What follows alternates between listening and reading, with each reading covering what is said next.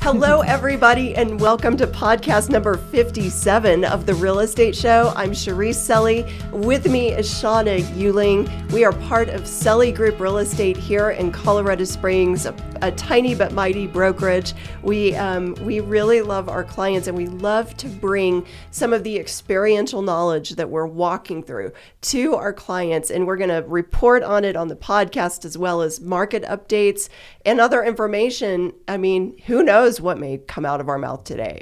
You never know. I'm a little bit scared. I know. But we have to do this. Are you ready? Yep. So I'm just going to recap quickly, but not go too deep into the numbers, because in the last podcast, I went through the stats of July. And as far as August stats, we don't have them as of the date of this filming, but they will be out. And the next time we do another podcast, we'll go through August. But right now, as far as July stats, the average price of a home was $557,250. Up 1.1% from June, which was $551, but the median price for a home was down 2.5%. So that went from $495 down to $482. And then if you take new construction out, it takes the average price down to $549,667 and the median down to $475. So that's what July stats are showing. But we're still up 11.2% from July of last year on the average, and up 450%, up 7.2%.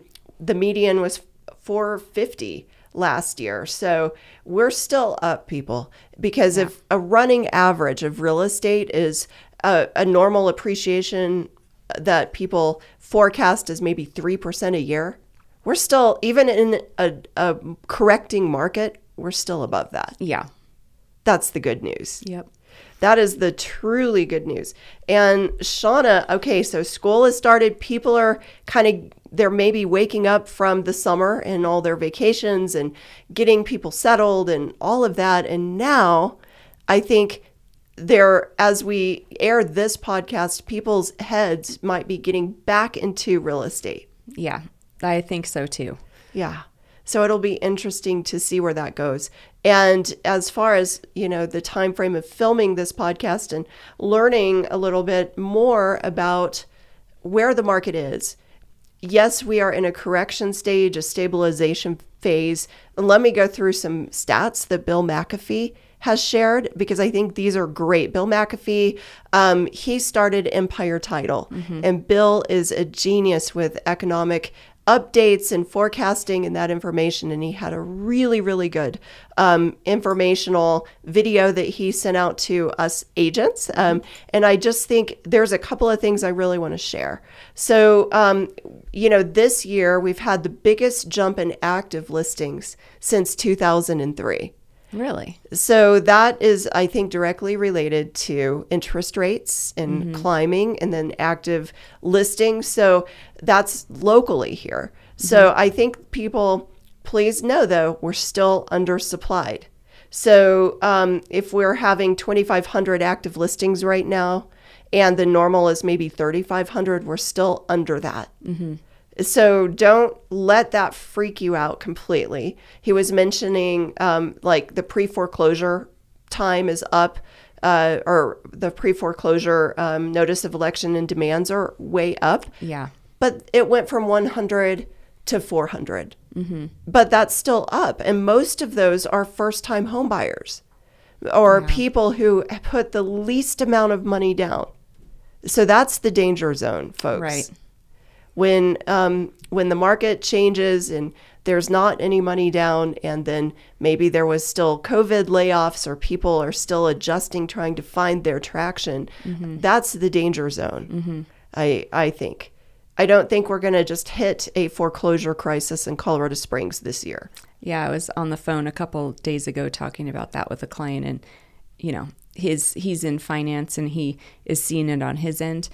Across the country, where everything's, more people are not paying off their credit cards right now than ever before. Like, it's just shot up in the last, I guess, 30 days, he was saying, in the recent future. So he was wondering about the foreclosure market here. And same thing. I'm like, well, they're starting to come, but, it's not like there's foreclosures on every corner. That's right. There isn't at all. And so I wouldn't be waiting for that per se to make a good decision about a real estate purchase. And there is an interesting article that just came through in the National Association of Realtors magazine. And it says that so this is national talk. We're not talking local. Homes have not been this unaffordable since 1989. So the average monthly mortgage payment jumped 54%, it says, year over year in June, while the median household income rose only 5.8%. Yeah. So there's that disconnect. But people are starting to settle into this. I mean, it is what it is. And that unaffordability, most of it is again, well, it was the rate of home price increases mixed with an interest rate that changed a buyer's purchasing power from last year to this year on average by $123,000. Yeah, I believe it. So those things are having to balance out. But here's the interesting thing. We're still in a seller's market. Yeah. So buyers are getting more options. Buyers are able to get more, but still truly we are not in a true buyer's market at this point. Yeah. So I think that's the paradox. Two things are happening at the same time that seem opposite. Right. Yeah, buyers do have, you can ask for more inspection items right now. I actually had an offer come in that had concessions attached, which meant the buyer needed help paying the closing costs. I haven't seen that in years. I don't know when the last one was. But, things are starting to come into the contracts that were, not there a few years ago. But, you had this when you worked with a builder recently, where the builder was offering to buy down the interest rate for that buyer. Well, buyers, you're catching on to what can make up that difference in the unaffordability factor. And it's not really the purchase price. When you do the math and you work it out with your lender, a lot of times it's more interest rate driven. Right. So those concessions actually might be the difference in a buyer getting a home now or not. Right. So I think sellers should be very open to buyer concessions, and maybe the sellers won't be beat up as much on the price if they're giving concessions. Yeah, and that's what happened on this one. So they balance. So instead of a price reduction per se, they were really focused on their payment and the concessions. And did the deal work out? Yeah, and luckily it did, because I bet you if we were still on the market, we would be a lot under that sales price right now. So see, that's smart. And it's smart to guide a seller to expect that now. Yeah. You just had it happen once, but this is going to happen over and over again now. Yeah, you want to make the deal work for both people. And if both parties are willing, then go forward. There might not be the pie in the sky offer coming around the bend. It would have already been there on the first day you listed. Absolutely. You're right. And, just going back to some of these market conditions nationally and what's affecting people, we haven't had such a fast hike of interest rates since 1981.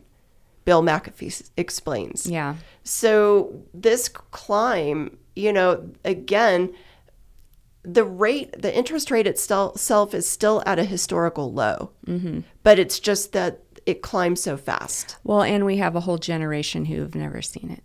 You're absolutely right. The millennials, a lot of them are, petrified. There's no way I'm paying that. Well, we've already been around the block with, our first house. We were lucky to get 8. We're thrilled to get 8, when we bought our first house. But before that, it was even higher. Yeah. And, so we've seen it go up and down. But, the younger generation, they've only seen the low rates and now it's doubled. I mean, that is something to swallow. And it's shocking to them. But I would just say this might be the new norm. Oh, yeah. And it was unusual. They just were lucky. Yeah, right. Because it is more normal to be higher. And it's going to go up again in this next quarter. So I agree. And it kind of leads me into the last part of this discussion that I think is super important as we navigate through things. People are coming out of the COVID time, but we've talked about it before. I think the next hard thing is the mental health condition of folks. Just the changes of COVID, the changes that things have brought into people's lives personally, professionally, housing-wise. It's a lot to catch up with. Yeah. And we care about people's personal journeys. That's part of what I think is it makes us different as a brokerage, is that we're really walking with people in a personal way, not just, slapping a home sale, but we care about that. But at the same point, we can't solve every part of what triggers somebody. Right. And, I think the biggest advice I want to give to a first-time home buyer or a last-time home buyer is the same advice. And that is, take personal accountability for your own real estate decision. When you have taken that accountability, you're going to find freedom for yourself, because you can take accountability for your decisions and make better decisions if you don't like the decisions you went with, from the past. And if you don't take accountability and it's always somebody else's fault, or you put the accountability on things that are so far beyond your control, there's always going to be bitterness, unhappiness, and no room for growth. We all are learning in this market. It's changing so fast. And we can be guides, but we can't ultimately be accountable for somebody else's decision. Right. We want to empower and give knowledge, information, guidance. But with the right information, a client should really be able to move forward, taking accountability with their decisions and to be free to do that. It's actually very freeing. Yeah. Don't you think? Totally.